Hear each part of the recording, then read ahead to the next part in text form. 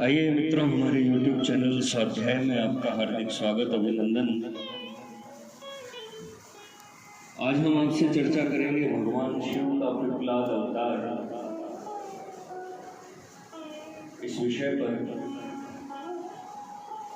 अगर आपने हमारे चैनल को लाइक और सब्सक्राइब नहीं किया है तो आपसे निवेदन है, कृपया चैनल को लाइक और सब्सक्राइब अवश्य करें।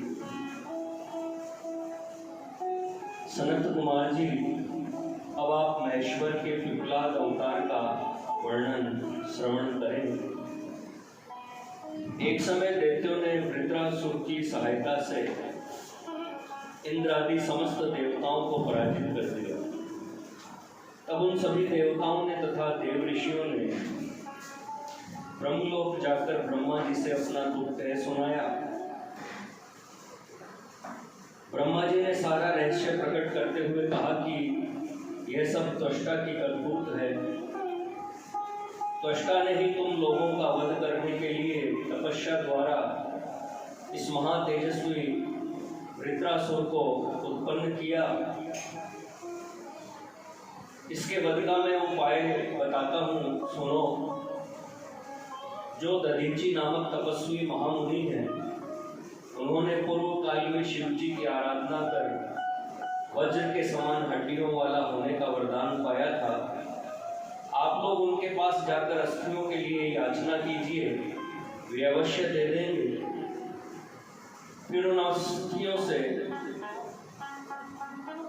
वज्रदंड का निर्माण करके तुम निश्चय ही उससे वृत्रासुर को मार डालना।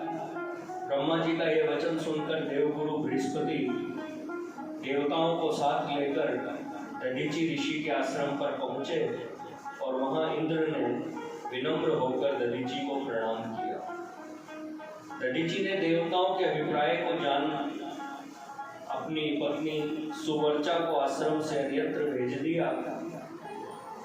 इंद्र ने कहा, मुने, हम सभी देवता तथा देव ऋषि त्वष्टा द्वारा अपमानित होने के कारण आपकी शरण में आए हैं। आप अपनी वज्रमय अस्थियां हमें प्रदान करें।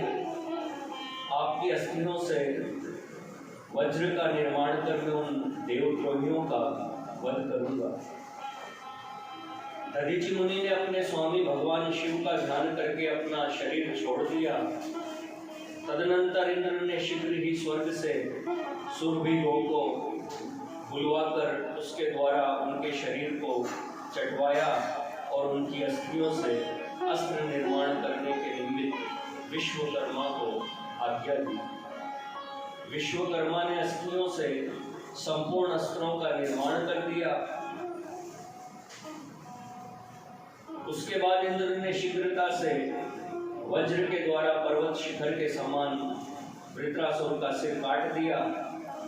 उधर दधीची की पतिव्रता पत्नी सुवर्चा पुनः घर लौटी तो अपने पति को वहां न देखकर तथा देवताओं के अत्यंत अशोभनीय कर्म को देखकर अत्यधिक रुष्ट होकर उन्हें शाप देते हुए कहा, हे देवगणों, इंद्र सहित सभी देवता आज से पशु हो जाए। इसके बाद उस पतिव्रता ने अपने पति के लोक में जाने की इच्छा की और पवित्र काष्ठों की चिता बनाई।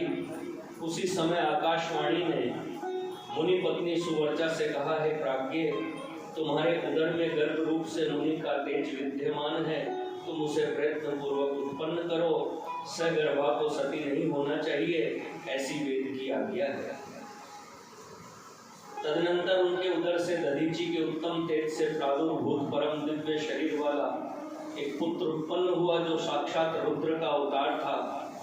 तत्पश्चात पतिलोक जाने की इच्छा वाली सुवर्चा ने अपने पुत्र से प्रेम पूर्वक कहा, हे तात, तुम बहुत समय तक इस पीपल वृक्ष के समीप रहो। अब मुझे पतिलोक जाने के लिए अति प्रसन्नता पूर्वक आज्ञा प्रदान करो। मैं अपने पति के साथ तुझ रुद्र स्वरूप का ध्यान करती रहूंगी। सुवर्चा के गर्भ से पुत्र रूप से पृथ्वी पर शिव जी को अवतरित हुआ जानकर ब्रह्मा, विष्णु तथा देवतागण वहां पहुंचे और बड़ा उत्सव मनाया। ब्रह्मा जी ने पीपल वृक्ष द्वारा संरक्षित दधीची के उस पुत्र का विधिवत जातक आदि संस्कार करके उसका नाम पिपलाद रखा। इस प्रकार ब्रह्मा विष्णु तथा समस्त देवगण महोत्सव मनाकर अपने अपने स्थान को चले गए। पिपलाद उसी पीपल वृक्ष के नीचे संसार हित की इच्छा से बहुत काल तक तप करते रहे। कुछ समय के बाद पिपलाद ने राजा अनरण्य की कन्या पद्मा से विवाह कर लिया। उस मुनि के 10 पुत्र उत्पन्न हुए जो सबके सब पिता के ही समान महात्मा और अतुल तपस्वी थे। इस प्रकार महाप्रभु शंकर के लीला अवतार मुनिवर पिपलाद ने नाना प्रकार की लीलाएं की। उन कृपालु ने जगत में शनिश्चर की पीड़ा को, जिसका निवारण करना सबकी शक्ति के बाहर था, देखकर लोगों को यह वरदान दिया कि जन्म से लेकर 16 वर्ष तक की आयु वाले मनुष्यों को तथा शिव भक्तों को शनि पीड़ा नहीं हो सकती। यदि कहीं शनि मेरे वचनों का अनादर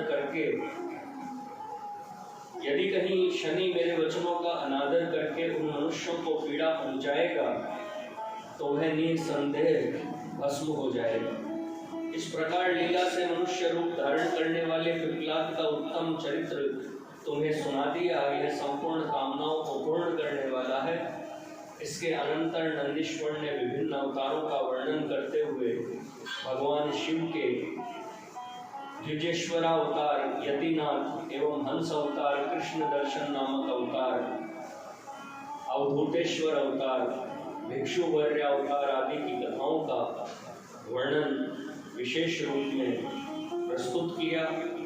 मित्रों, यह थी भगवान शिव का पिपलाद अवतार की कथा। अगर आपने हमारे चैनल को लाइक और सब्सक्राइब नहीं किया है तो आपसे निवेदन है, आपको हमारा चैनल पसंद आए तो इसे लाइक और सब्सक्राइब अवश्य करें। धन्यवाद।